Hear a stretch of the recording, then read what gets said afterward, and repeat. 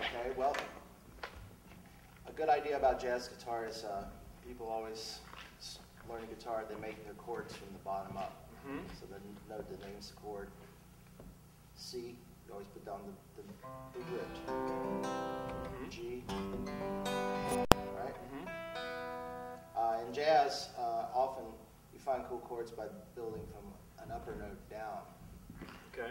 So that often gives you what's called a pedal tone, which is, that's a note where you have the same note through a succession of like chords. A drum. Right. Now, in this case, let's take a progression. This is a common progression.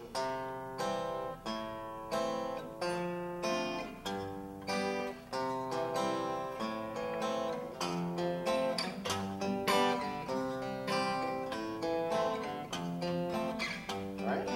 C, A minor, F, G. Now, another way to play that, it's like you've got 2 plus 3 plus 1 plus 4 equals 10. You can also go 1 plus 5 minus 4 plus 6 equals 10. So with our pedal tone, we're going to have the equivalent of that turnaround. You want me to keep playing what you played before? Well, let's just compare it first. Okay, here's your C. So we got a C major 7. Okay. And then I have what that's called a substitution. So I can substitute for A minor, C sharp diminished. Okay. Then I'm going to substitute for F major, D minor 9. Okay. And then for my last chord for G, I'm going to make a G7 with the 13th. There you go. Okay. So you have these, you'll notice this note that my fourth finger stays planted on E. Right. Plant your fourth finger. Now, so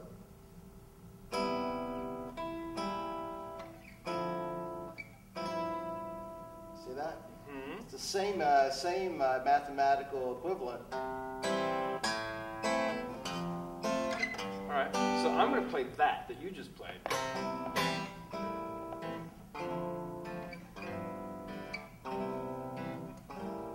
It kind of works. That's beautiful.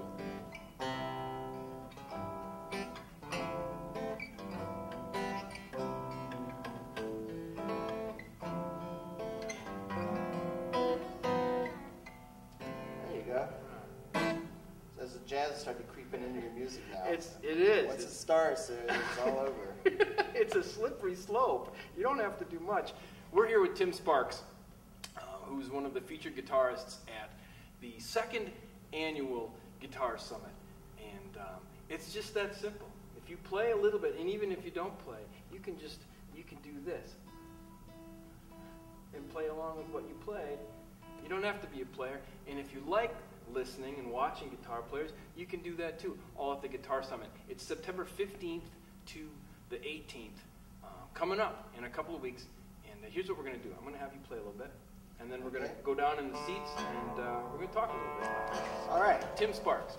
Yeah, I'm very excited to be coming back to the next Midwest International Guitar Summit, and it's going to be a great collection of great concerts, and also great workshops, and it covers all skill levels.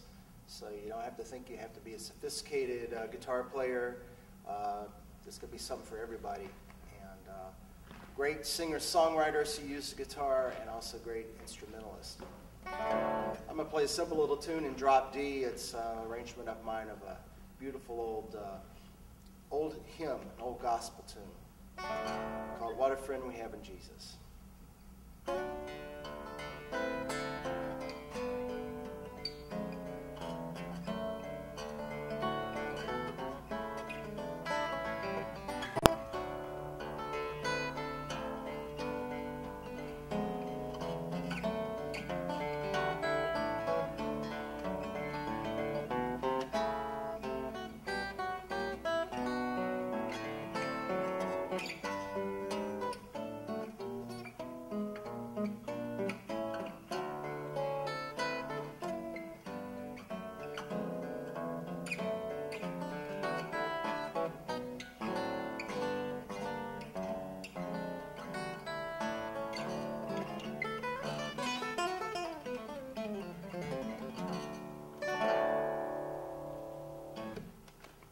So there's going to be all kinds of guitar playing. You know, there's a different style of guitar playing for every different person that picks one up and tries to play it. And that's one of the beauties of it. You can show your individual personality. And we'll have a gypsy guitar, flamenco guitar, country guitar, jazz guitar, electric guitar, blues guitar. It's going to be an amazing event, and we want y'all to come.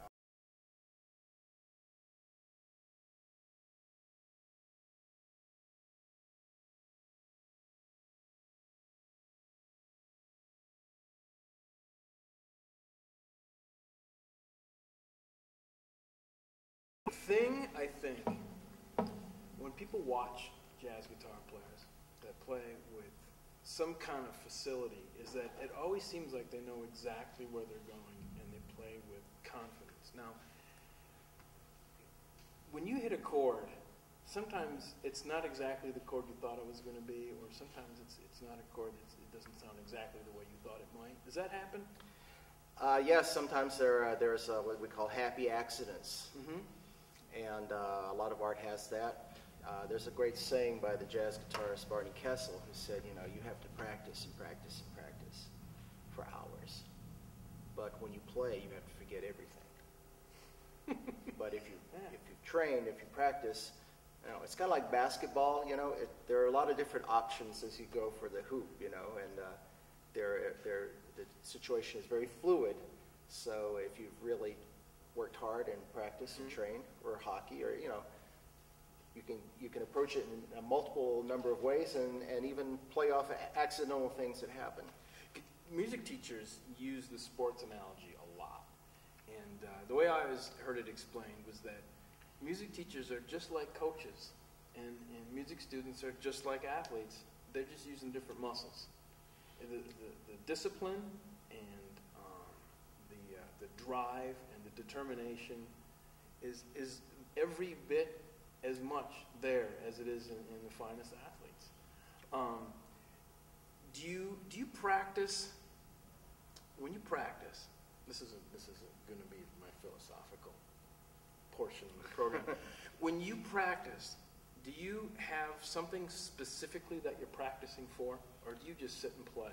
Well, here's another a little bit of wisdom from another great jazz guitarist named Herb Ellis. And years ago, I went up to Bismarck to a similar event about jazz that had workshops and concerts, and Herb Ellis did a seminar on guitar playing. He said you should, whatever amount of time you have to practice, think of it as a pie chart. And the first third, say you have an hour, you take 20 minutes, you play scales and exercises very, very deliberately and slowly, like you would stretch before you were going to run. Then the next 20 minutes, you would read some music. You would learn something. You would, and then only in the last 20 minutes would you just play. But by the time you get to the playing part, you're really warmed up and focused. Right. A common mistake a lot of people make is they just pick up the guitar and they start noodling right away and they zone out, but they miss some important elements that would make their overall playing way more productive. Have you seen those guitar books that have 6,000 scales? Yes, or 6,000 chords or even worse. How important is it that I learned a diminished Hungarian scale?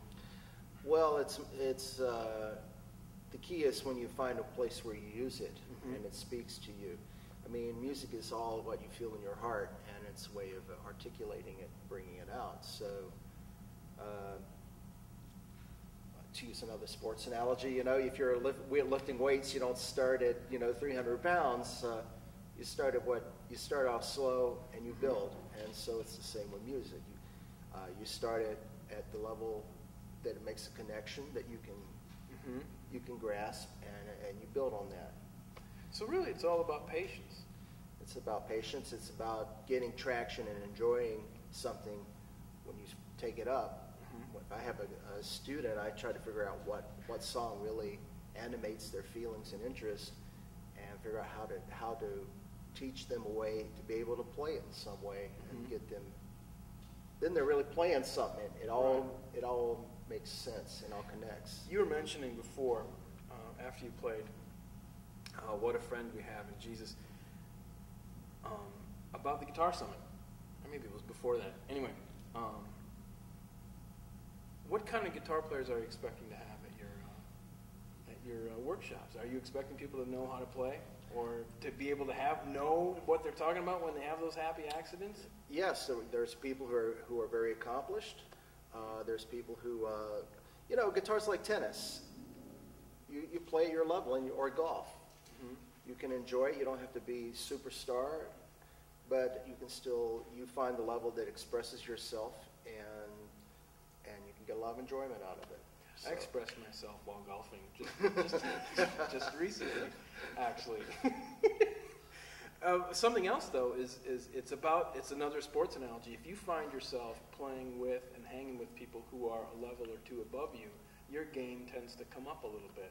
Yes, and that's a quality in the workshops that people get a chance to really get up close and see a person play, and also ask some questions. Mm-hmm. And then we also have the jam sessions after the concert, which is a great place where there's a more spontaneous kind of playing and interaction that isn't got the formal concert or a lecture kind of context. And also, people can bring their guitars and also join in and play and interact with the performers. Who are your favorite people to play with? To play guitar with? Well, I got friends. I've known Dee McGraw for almost 30 years, and we always love to bounce off each other and interact. And I'll be doing some tunes also with Phil Haywood, who's a great friend of mine, and I enjoy playing with him. I'm looking forward to both of those. And all of these people are going to be right here in Fergus Falls. Yeah, it's an amazing array of people. It's like nothing like they've ever had in the Twin Cities.